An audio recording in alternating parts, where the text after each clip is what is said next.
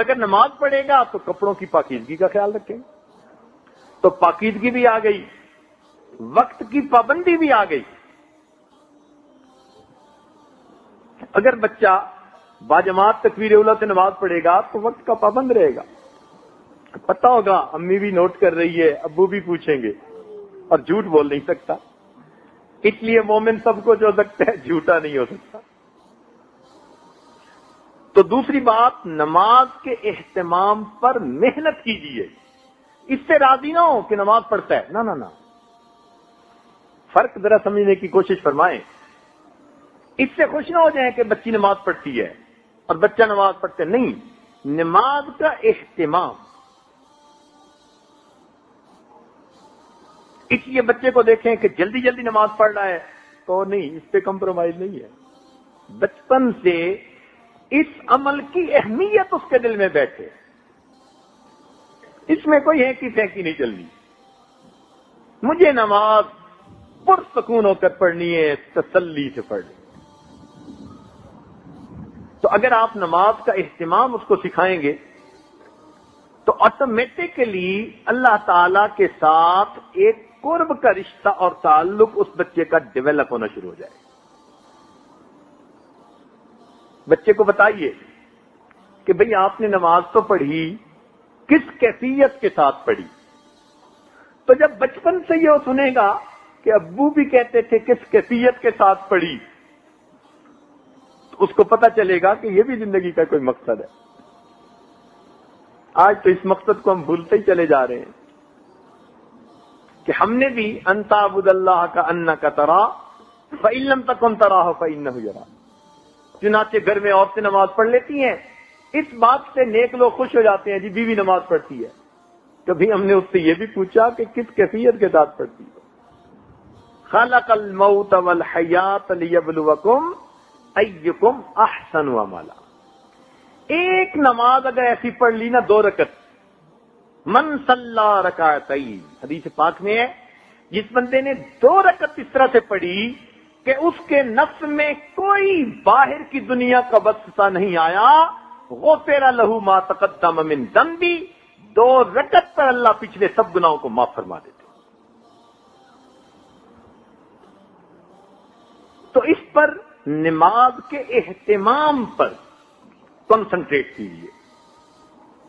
بچے کو وضو کرتے ہوئے دیکھیے صحیح کر بھی رہا ہے یا نہیں.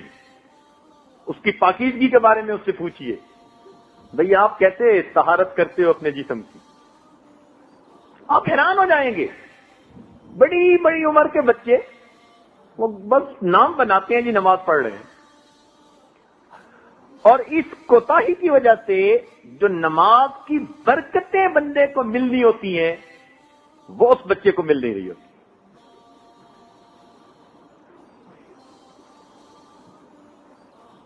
تو نماز کا اہتمام، اس پہ زور دیجیے. استاد کلاس میں بھی بچوں کو یہ سمجھائیں، ان کو حدیث سنائیں، ان کو بتائیں کہ نماز صرف ظاہر داری ہی نہیں کرنی، نماز کو جما کے پڑھنا ہے، پرسکون ہو کے پڑھنا ہے، دنیا کے خیالات سے خالی ہو کر پڑھنا ہے. خود بھی محنت کریں، اپنے بچوں کو بھی محنت کروائیں. یہی تو محنت کا میدان ہے مومن کے لیے. جتنا آپ بچے کو نماز کی اہمیت پر ابھاریں گے، ایکسائٹ کریں گے، بتائیں گے، اتنا ہی اس کی زندگی میں اللہ تعالیٰ کی طرف سے برکتیں ہوں گی. احادیث میں جتنے فائدے نماز کے بتائے گئے، کسی اور عمل کے اتنے نہیں بتائے گئے. اللہ تعالیٰ کام کے ذمہ دار ہوتے ہیں، اللہ تعالیٰ اس کو سرخرو کرتے ہیں، برکتیں دیتے ہیں، رزق میں برکت، اتنے فائدے کہ کوئی حد نہیں. اچھا، بچے کو جب آپ دیکھیں کہ ذرا اچھی نماز پڑھ رہا ہے تو اس کو انعام دیا کریں. بیوی کو کبھی مصلی پہ بیٹھے دیکھیں تو بھولے سے تعریف کر دیا کریں. کیونکہ ہمارے نوجوان بیویوں کی تعریف نہیں کرتے. نیک بیوی ہوگی، پاک دامن ہے، وفادار ہے، نیکوکار ہے، ان کی زبان گنگ ہوتی ہے.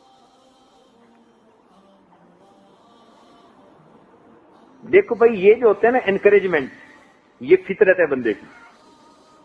آپ اندازہ لگائیے کہ مچھلی کو جب سکھایا جاتا ہے تو اس کو کہتے ہیں کہ تم چھلانگ لگاؤ، تو مچھلی چھلانگ لگاتی ہے، تو اس کے منہ میں پھر چھوٹی مچھلی ڈالتے. ایک جگہ ہمیں ایکویریم میں وہ مچھلیوں کے کرتب دیکھنے کا موقع ملا، تو ٹرینر سے پھر بعد میں کوشچن آنسر ہوئے. تو ہم نے یہ کوشچن پوچھا کہ بھئی تم نے یہ فٹ بال لٹکایا ہوا تھا 35 فٹ اونچا، اور مچھلی کو تم نے آواز دی، وہ اس کونے سے آئی اور بالکل اس کے نیچے آ کے اس طرح سے نکلی کہ 35 فٹ اوپر جا کر اس نے بال کو کک لگائی. یا اللہ، اس جانور کو کیسے ٹرین کیا؟ ہم تو بندوں کو اور انسانوں کو ٹرین نہیں کر پاتے. تو جب ان سے ڈسکس کیا نا، تو انہوں نے یہ بات کہی، انہوں نے کہا جی کہ فطرت ہے ہر چیز کی کہ وہ انسینٹو چاہتے ہیں، انکریجمنٹ چاہتے ہیں. ہم نے جب اس مچھلی کو شروع کیا تو یہ نہیں سنتی تھی بات، لیکن جب اس نے ایک دفعہ ایسا کیا، ہم نے اس کے منہ میں مچھلی ڈالی، پھر دوبارہ کیا، مچھلی ڈالی. ہر دفعہ